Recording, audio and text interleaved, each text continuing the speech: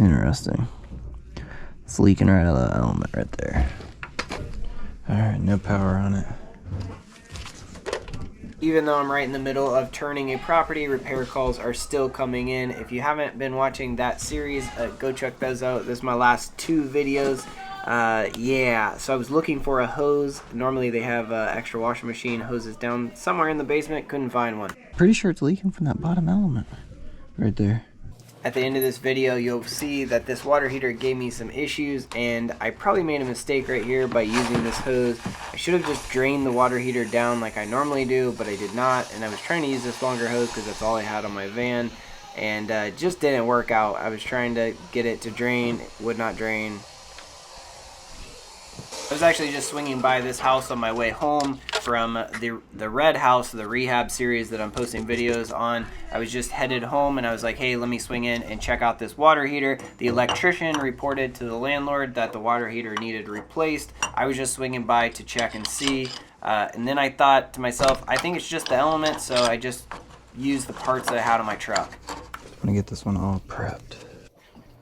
I used the water heater tool there to loosen that water, the old element, and then I closed everything down. I piped up the new water heater element and got everything ready. Now I normally buy an entire kit and replace both the thermostats and both the heating elements, and I think that is what caused my problem.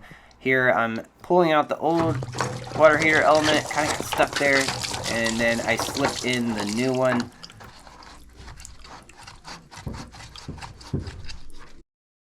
Here's the kit that I normally buy. I did not have all of that on my truck. I did not have 2 new thermostats on my truck. Here's the old water heater element, and you can see that there is an open spot right there, and I think that's where the water was leaking through to the front face of that water heater element. I tightened up the new one with that water heater tool, and then I made the wire connections, got those in, tightened them up, snugged them down.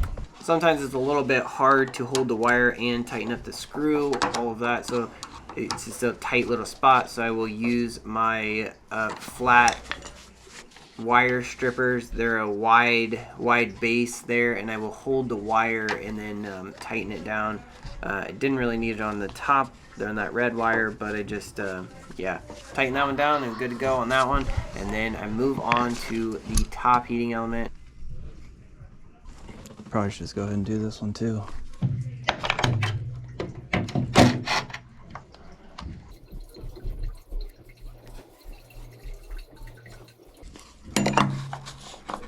Up here on the top element is where I think I made a mistake, and I think I got the thermostats a little too wet. Now this normally wouldn't have been a problem because I normally would have replaced the thermostats, but I just didn't have them on my truck.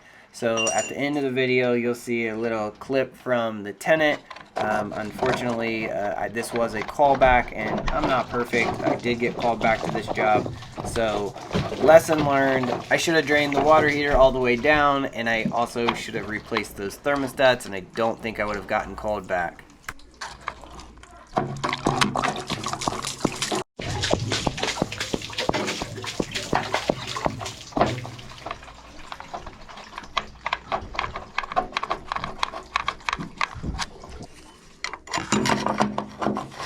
I guess if you see where I made a mistake, let me know so I can correct it. But I think if I would have drained the water heater down and I would have replaced the 2 thermostats, I think everything would have been fine. Here are the 2 water heater elements, and I'm kind of shocked at how crusty they are for as old as the water heater is.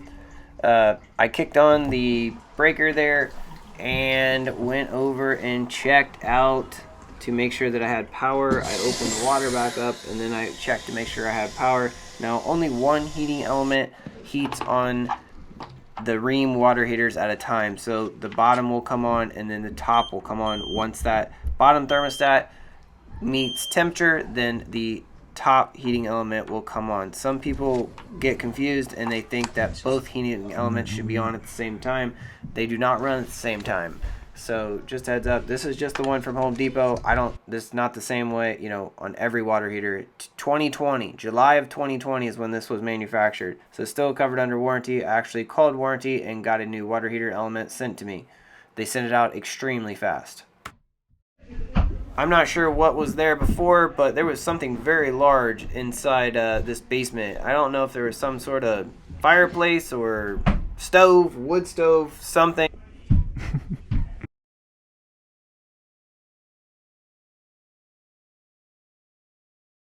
This is shot out water. I just sent you that first picture, and now the basement floor is flooded everywhere. My clothes wet, everything is soaking wet. All right, there you have it. There's my mistake. I made a mistake. I got a call back. It doesn't happen all the time. I really try hard to make sure that I get the problem solved and make sure that everything is good to go when I leave a property.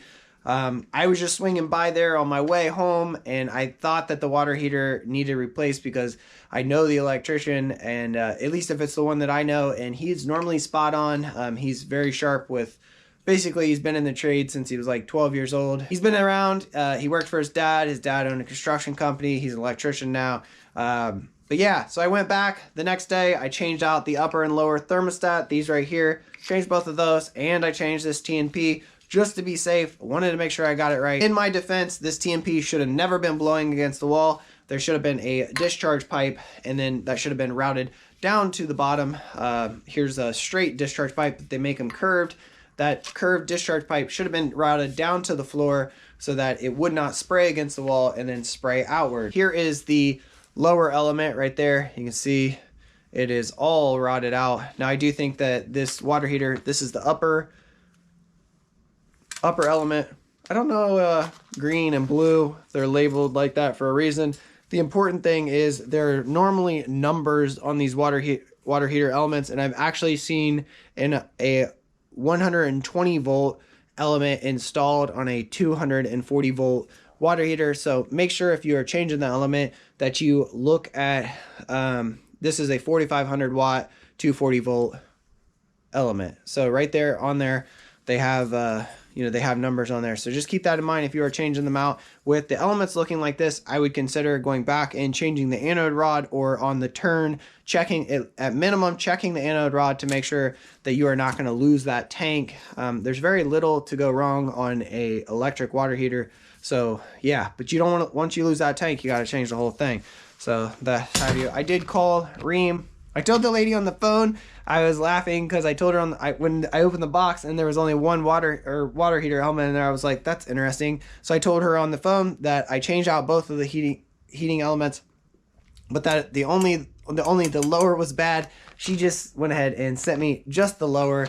Thought that was kind of interesting. So I will store this on the shelf for a future job, and you have that. So there you have it. I don't know. That's my mistake. I made a mistake. I got a call back. It's not a big deal. I'm glad nobody was hurt with that hot water that was blown out of the TMP. I did reinstall I installed a new discharge pipe that went down to the floor within 6 inches of the floor. So there you go. Hopefully you enjoyed this video. Hope you learned something. And yeah.